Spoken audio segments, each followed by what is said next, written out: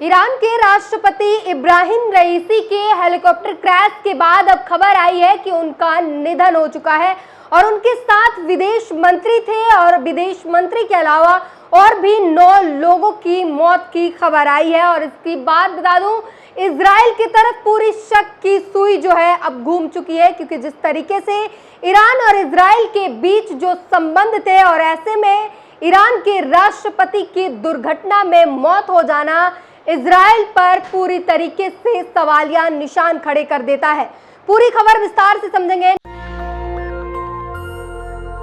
नमस्कार, मैं ब्यूटी गिरी और आप देख रहे हैं नेशनल दस्तक।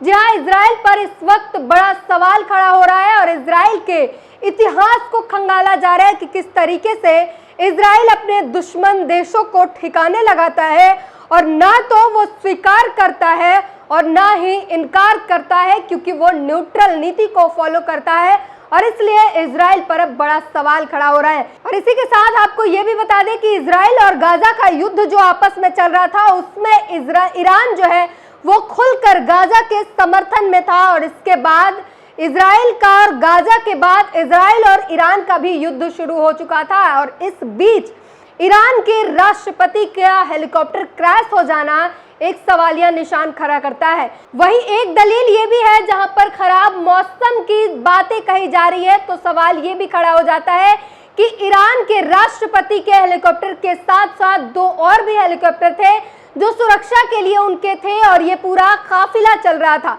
लेकिन सिर्फ वही हेलीकॉप्टर कैसे गायब हुआ जिसमें राष्ट्रपति थे, बाकी 2 हेलीकॉप्टर को कुछ नहीं हुआ? अगर मौसम खराब होता है तो तीनों के लिए होगा ना, या फिर सिर्फ राष्ट्रपति के हेलीकॉप्टर के लिए खराब होगा? ये तमाम तरीके की बड़े सवाल जो है वो खड़े किए जा रहे हैं। साथ में एक सवाल ये भी है कि अजरबैजान, जहां पर ईरान के राष्ट्रपति गए थे, वहां से ईरान के जो दोस्ताना रिश्ते हैं, आपसे जो संबंध है वो कुछ खास नहीं है। फिर ऐसे समय पर ईरान के राष्ट्रपति अजरबैजान क्यों गए? तो उसका आपको बता दें कि एक डैम का उद्घाटन करने, यानी बांध का, डैम का उद्घाटन करने के लिए अजरबैजान राष्ट्रपति गए थे और वहां से उद्घाटन के बाद वापसी के समय में ये दुर्घटना हुई है। और अब पूरा सवाल जो है इजराइल की तरफ जो है सवाल की सुई जो है वो मुड़ चुकी है। पूरी घटना को लेकर सोशल मीडिया में अलग अलग तरीके की अलग अलग प्रतिक्रियाएं देखने को मिल रही है, वो सब कुछ बताएंगे।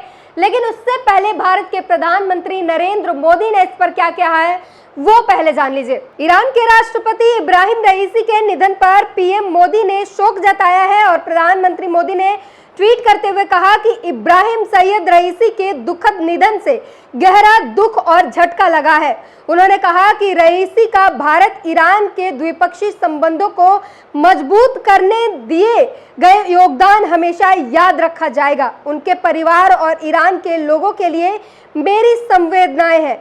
इस दुख की घड़ी में भारत ईरान के साथ खड़ा है। तो ये रहा भारत के प्रधानमंत्री नरेंद्र मोदी का ट्वीट और साफ कहते हैं कि इस दुख की घड़ी में प्रधानमंत्री और भारत जो है वो ईरान के साथ खड़ा है। अब आपको कुछ मीडिया रिपोर्ट्स की बातें बता दें तो ईरान के स्टेट मीडिया IRNA के मुताबिक रईसी 19 मई की सुबह अजरबैजान के राष्ट्रपति इल्हाम अलीविया के साथ एक बांध का उद्घाटन करने गए थे। इसे ईरान और अजरबैजान ने मिलकर बनाया है।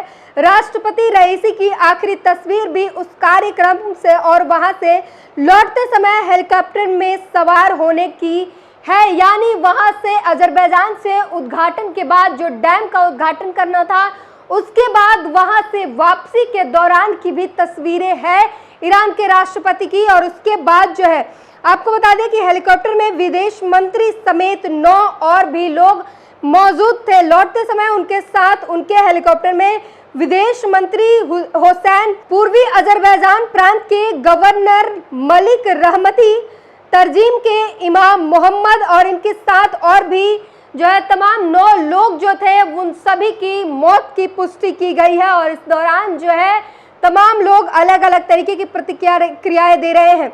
ईरान के राष्ट्रपति इब्राहिम रईसी का हेलीकॉप्टर क्रैश में मौत हो गई। अजरबैजान के घने और पहाड़ी इलाके में क्रैश हुआ था। रईसी का हेलीकॉप्टर जानकारी के मुताबिक इब्राहिम रईसी और देश के विदेश मंत्री हुसैन अमीर अब्दुल्लाहिया का मौत हो गई है। वहीं एक और यूजर ने लिखा है, राष्ट्रपति रईसी के हेलीकॉप्टर क्रैश के हादसे की जगह हेलीकॉप्टर में सवार थे सभी यात्री, जिसमें ईरानी राष्ट्रपति रईसी और विदेश मंत्री हुसैन अमीर भी शामिल थे, दुर्घटना में मारे गए। वाजिद खान ने लिखा है, हेलीकॉप्टर दुर्घटना में ईरानी राष्ट्रपति की मौत। प्रारंभिक रिपोर्ट में पता चलता है कि हेलीकॉप्टर में सवार सभी यात्री, जिसमें ईरानी राष्ट्रपति इब्राहिम रईसी और विदेश मंत्री हुसैन अमीर भी शामिल हैं, दुर्घटना में मारे गए। पंचजन्य लिखता है, ईरान के राष्ट्रपति का हेलीकॉप्टर क्रैश से निधन। राष्ट्रपति इब्राहिम रईसी और विदेश मंत्री हुसैन अमीर समेत 9 लोग सवार थे, सभी लोग मारे गए। अजरबैजान से लौटते वक्त हुआ हादसा। वहीं मिलिट टाइम्स ने एक वीडियो साझा करते हुए लिखा है, ईरान के राष्ट्रपति इब्राहिम रईसी और विदेश मंत्री की हेलीकॉप्टर दुर्घटना में मौत हो गई। रेस्क्यू टीम और हेलीकॉप्टर क्रैश होने की जगह पहुंच गई है। इब्राहिम रईसी, विदेश मंत्री और उनके साथ मौजूद लोगों की लाश को निकाला जा रहा है। और अब बात कर ले कि आखिर इजराइल की तरफ ये शक की सुई जो है वो क्यों मोड़ी जा रही है। तो आपको पहले से ही पता है कि किस तरीके से इजराइल और गाजा में युद्ध चल रहा है, और गाजा में चल रहे युद्ध के खिलाफ ईरान के राष्ट्रपति और ईरान ने हर बार खुलकर सामना किया है। और इस बार ये सामना जो है अब आमने सामने का सामना हो चुका था, और इजराइल और ईरान अब आमने सामने हो गए थे। और ईरान ने खुलेआम इजराइल को कहा था कि अब एक और हमला होता है तो इजराइल को अपना सब कुछ खोना पड़ेगा। और इसीलिए जिस तरीके से इन दोनों देशों के बीच एक नफरती माहौल बना हुआ था, नफरती जो संबंध था, उस बीच ईरान के राष्ट्रपति के साथ दुर्घटना होना और काफिले से सिर्फ वो हेलीकॉप्टर गायब होना जिसमें राष्ट्रपति मौजूद हो, इसलिए सवालिया निशान जो है इजराइल पर खड़े हो रहे हैं। और टीवी 9 ने क्या कुछ लिखा है वो जरा सुनिए। इजराइल अक्सर अपने दुश्मनों को विदेशी जमीन पर मारने की साजिश रचता रहा है। ऐसे ऑपरेशन को इजराइल की खुफिया एजेंसी मोसाद अंजाम देती है। अजरबैजान और इजराइल की करीबी किसी से छिपी नहीं है। यूएसएसआर से अलग होने के बाद 1991 में तुर्की के बाद इजराइल दूसरा देश था जिसने अजरबैजान को मान्यता दी थी। अजरबैजान और इजराइल के बीच दशकों से राजनयिक संबंध स्थापित है। 2012 में द लंदन टाइम्स अखबार में छापे गए एक लेख ने दावा किया कि मोसाद ईरान पर नजर रखने के लिए अजरबैजान की जमीन का इस्तेमाल कर रहा है। तो ये जो है बड़ी खबर, और इसीलिए इजराइल की खुफिया एजेंसी मोसाद पर शक की सुई गिर रही है। और साफ जैसे कि टीवी 9 ने लिखा है कि इजराइल जो है वो अपने दुश्मनों को अलग देशों में दोस्ताना जो रिश्ते होते हैं जिस देशों से, उनसे मिलकर अपने दुश्मनों को खात्मा करने की जो साजिश रचता है वो किसी से छिपा नहीं है। और कहीं ना कहीं इसीलिए शक की सुई इजराइल की तरफ जाता है, क्योंकि इजराइल और अजरबैजान के अच्छे जो रिश्ते हैं, जो दोस्ताना रिश्ते हैं, वो किसी से छिपा नहीं है। अगर इस हमले में इजराइल का हाथ पाया जाता है तो अजरबैजान और ईरान के रिश्ते में एक बार फिर बिगड़ सकता है।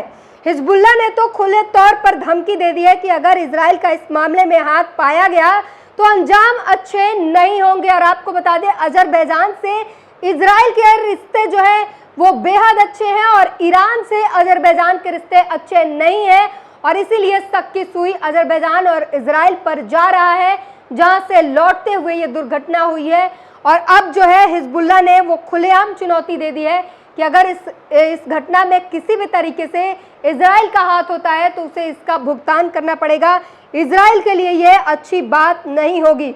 और अब जरा अगर बात कर लें कि ईरान और अजरबैजान के अंदर जो है वो खिटपिट क्यों होती है, ईरान और अजरबैजान के रिश्ते खराब क्यों हुए, तो वो सुन लीजिए। नेटवर्क 18 लिखता है, ईरान हमेशा से अजरबैजान के साथ संबंधों में अपनी लाल रेखा को रूप देता रहा है। इस इलाके में जब रह कर आर्मेनिया अजरबैजान के बीच युद्ध छिड़ते हैं, जहां ईरान हमेशा आर्मेनिया के साथ खड़ा नजर आता है, तो इजराइल अजरबैजान की मदद करता है। फिर ईरान और अजरबैजान के बीच लंबे समय से सीमा विवाद उभरता रहा है। तो सीमा विवाद हो या आर्मेनिया के जो है खिटपिट जो है वो लेकर हो, ईरान से अजरबैजान के जो है रिश्ते अच्छे नहीं थे। और इसी वजह से अब जो है शक की सुई पूरा इजराइल और अजरबैजान की तरफ जा रहा है, क्योंकि राष्ट्रपति का हेलीकॉप्टर गायब होना और सिर्फ खराब मौसम में सिर्फ एक हेलीकॉप्टर गायब होना जिसमें राष्ट्रपति और विदेश मंत्री मौजूद थे और बाकी 2 हेलीकॉप्टर सही सलामत रहना शक की निगाह जो है वो कड़ी कर देता है।